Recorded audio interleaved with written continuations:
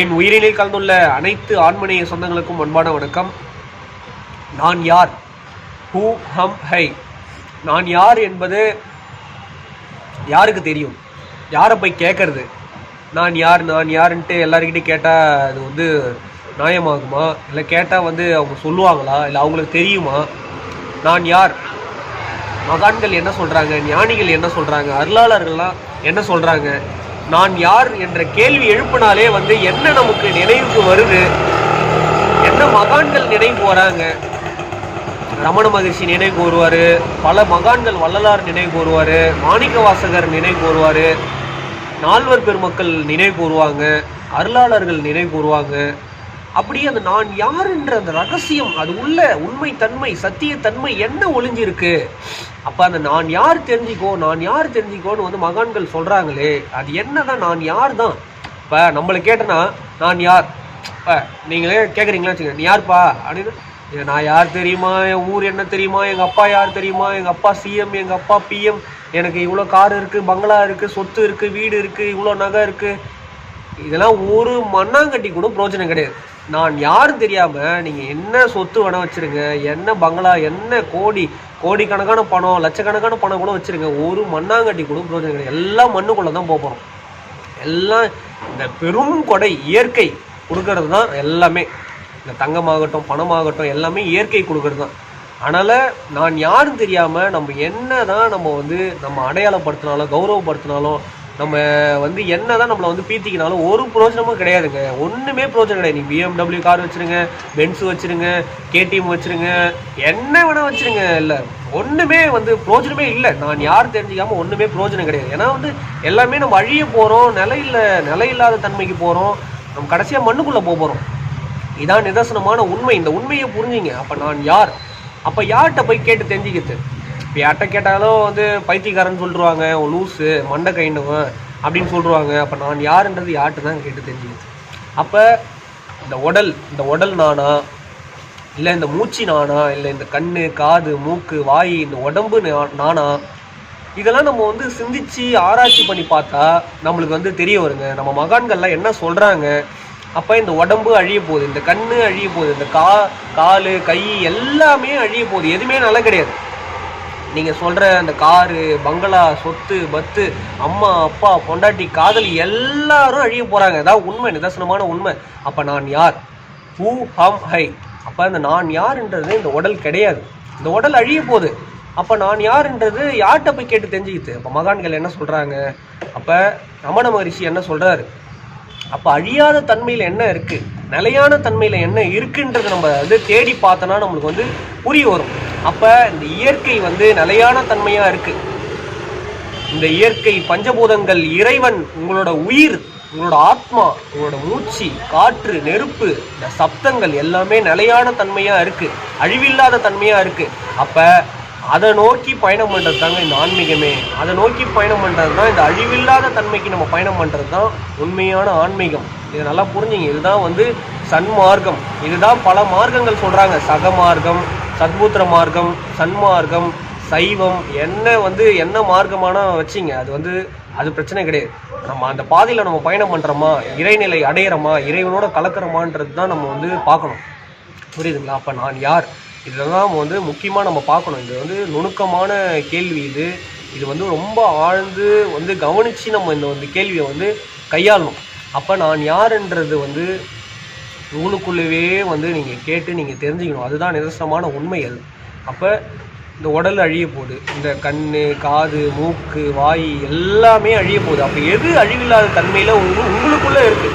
உங்களுக்குள்ளே எது இருக்குது? அதை நீங்கள் சிந்திச்சு பார்க்கணும். அதை நீங்கள் ஆராய்ச்சி பண்ணி பார்க்கணும். அப்போ உங்களுக்குள்ளே என்ன அழிவில்லாத தன்மையாக இருக்குன்னா உங்கள் ஆன்மா தாங்க, உங்கள் உயிர் தான், உங்கள் மூச்சு, காற்று தான், உங்கள் சப்தங்கள் தான். அப்போ இது அழிவில்லாத தன்மையாக இருக்குது, இது நிலையான தன்மையாக இருக்குது. அப்போ அதுதான் நான். அந்த நானுன்றது எது கேட்டிங்கன்னா, நான் என்ன பேர், நான் என்ன ஊர், எங்கள் அப்பா, அதெல்லாம் நான் கிடையாது. அதெல்லாம் அழிய போகுது. அப்போ உங்களுக்குள்ள அந்த ஆன்மா இருக்குது பாருங்கள், அந்த ஆத்மா ஜோதி, உயிர் ஜோதி, அந்த விந்து ஜோதி, அது தங்க ஜோதி, அந்த ஞான ஜோதி, அதுதான் நான். புரியுதுங்களா? இப்போ நீங்கள் நான் சொல்லிட்டீங்கன்னா அது அகங்காரம், அகந்தை, திமிரு, ஈகோ, பிரிவினை வந்துடும், வேற்றுமை வந்துடும். நான் இந்த கார் வச்சுருக்கேன், நான் இந்த பங்களா வச்சுருக்கேன், நான் எனது அப்படின்னு சொல்லும் போதே எனக்கு வீடு இருக்குது, புரியுதுங்களா? அது வந்து அகங்காரம், அகந்தை, பிரிவினை, அது வேற்றுமை. அது வந்து அது நானும் ஆகாது, அது அழிய போகுது, அது வந்து நிலையில்லாத தன்மை. அப்போ நான்ன்றது உங்களுக்குள்ளே இருக்கிற ஆத்மா தான். அது வந்து நீங்கள் தெளிவாக நீங்கள் புரிஞ்சுக்கணும், சரிங்களா? அப்போ அதை நீங்கள் தெரிஞ்சுக்கினீங்கன்னா, அந்த உண்மையை, அந்த சத்தியத்தை நீங்கள் புரிஞ்சுக்கினீங்கன்னா, இறைவனோட நீங்கள் போய் கலக்கலாம், இறைவனோட நீங்கள் போய் ஒன்றலாம், இறைவனோட போய் நீங்கள் நிலையான தன்மைக்கு நீங்கள் போகலாம். புரியுதுங்களா? அப்போ அதுதான் மகான்கள் சொல்கிறாங்க, நான் யாருன்றது தெரிஞ்சிக்கோ, நான் யாருன்றது தெரிஞ்சிக்கோன்னு. அதுக்காக தான் வந்து படிச்சுன்னு சொல்கிறாங்க. புரியுதுங்களா? நான் யாருன்னு தெரியாமல் நீங்கள் என்ன தான் வந்து எம்பிபிஎஸ் படிங்க, இன்ஜினியரிங் படிங்க, ஒரு பிரோஜனமும் இல்லைங்க, ஒரு பிரோஜனம். கடைசியில் நம்ம மண்ணுக்குள்ளே தானே போக போகிறோம், ஒன்றுமே இல்லையே, அழியாத தன்மைக்கு தானே போகணுன்னு மகான்கள் சொல்கிறாங்க. புரியுதுங்களா சொல்கிறது? அப்போ அந்த அழியாத தன்மையில் தான் அந்த நானே இருக்குது. புரியுதுங்களா? அப்போ அகங்காரம் முன்னாடி வந்துடுச்சுன்னா அந்த நான்ன்றது உங்களுக்கு மறைப்பொருளாக தான் இருக்கும். அந்த அகங்காரம் எப்போ ஒழியுதோ அப்போ தான் நான் வெளியே வரும். அதை நல்லா புரிஞ்சிங்க, சரிங்களா? இது மிகப்பெரிய டாபிக், மிகப்பெரிய ரகசியம் இது.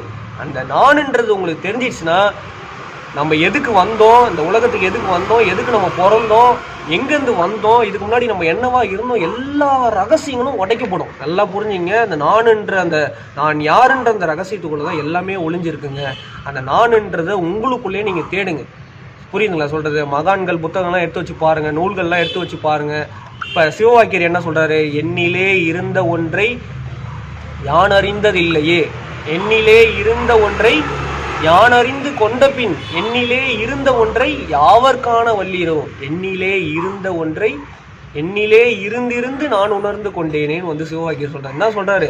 என்னிலே இருந்த ஒன்றை யான் அறிந்ததில்லை, எனக்குள்ளதான் இருக்கு, எனக்கே தெரில அப்படின்னு சொல்கிறாரு. என்னிலே இருந்த ஒன்றை யான் அறிந்து கொண்ட பின், நான் தெரிஞ்சுக்கினேன், எனக்குள்ள உயிர் இருக்கு தெரிஞ்சுக்கினேன், 5 பஞ்சபூதம் இருக்கு தெரிஞ்சுக்கினேன், எனக்குள்ள நிலையான தன்மை இருக்கு தெரிஞ்சுக்கினேன், எனக்குள்ள இயற்கை இருக்கு தெரிஞ்சுக்கினேன், எனக்குள்ள இறைவன் இருக்கார் தெரிஞ்சுக்கினேன். அப்போ என்ன சொல்கிறாரு? என்னிலே இருந்த ஒன்றை யாவர் காண வல்லீரே. எனக்குள்ளே இருக்கிறது யார்கிட்ட காட்ட முடியுமா? எனக்குள்ளே உயிர் இருக்குது, எனக்குள்ளே மூச்சு இருக்குது, எனக்குள்ளே ஆன்மா இருக்குது, நான் ஞானம் அடைஞ்சிட்டேன் அப்படின்னு யாராவது தெரிஞ்சிக்க முடியுமா? தெரிஞ்சிக்க முடியாது. அப்போ எனக்குள்ளே இருந்து நான் உணர்ந்து கொண்டேனே அப்படின்னு சொல்கிறேன். அப்போ எனக்குள்ளவே நான் இருந்து நான் உணர்ந்து கொண்டேன். அதான் வந்து பரவச நிலை, அதான் ஆனந்த நிலை. புரியுதுங்களா சொல்கிறது? அதுதான் சமாதி நிலை. இப்போ சமாதி நிலை என்பது வந்து நீங்கள் நல்லா புரிஞ்சுக்கணும். ஆதியில் நம்ம எப்படி இருந்தோமோ, அந்த ஆதியில் இருந்த அந்த இயற்கையான நிலைக்கு தான், அந்த நிலைக்கு நம்ம போய் சமமாக வந்து அந்த சமநிலையை அடைவது தான் சமாதி நிலை. நல்லா புரிஞ்சுங்க. அப்போ நான் யாருன்றதுனா உங்கள் ஆன்மா தான், உங்கள் உயிர் தான். அதை தெரிஞ்சுக்கினீங்கன்னா, அதை வந்து நீங்கள் வந்து அதை தேடி நீங்கள் வந்து அதை ஆராய்ச்சி பண்ணி, அது யோகத்தால் நீங்கள் ஆராய்ச்சி பண்ணலாம், தியானத்தால் ஆராய்ச்சி பண்ணலாம், இல்லை தவத்தால் ஆராய்ச்சி பண்ணலாம், இல்லை ஜீவகாரணி ஒழுக்கத்தால் நீங்கள் வந்து அதை உணர்ந்து கொள்ளலாம். இது போல் நீங்கள் வழிகளில் நீங்கள் வந்து சன்மார்க்கத்தில் பயணம் பண்ணலாம், இல்லை வந்து நீங்கள் வந்து யோகா மார்க்கத்தில் பயணம் பண்ணலாம். இது போலலாம் நீங்கள் வந்து பயணம் பண்ணி ஆராய்ச்சி பண்ணி அதை வந்து நிலையான தன்மையை, அந்த அழிவில்லாத தன்மையை, அந்த நான் யாருன்ற தன்மையை நீங்கள் வந்து தெரிஞ்சுக்கினீங்கன்னா, அந்த ரகசியத்தை வந்து நீங்கள் புரிஞ்சுக்கிங்கன்னா, நீங்கள் வந்து இந்த உலகத்தில் நீங்கள் வந்து நிலையாக வாழலாம், அழிவில்லாத தன்மையாக வாழலாம், இயற்கையோடு கலக்கலாம், இறைவனோட கலக்கலாம், இறைத்தன்மையை நீங்கள் வந்து அடையலாம். அதனால நீங்கள் புரிஞ்சுக்கணும், சரிங்களா? நன்றி, வணக்கம்.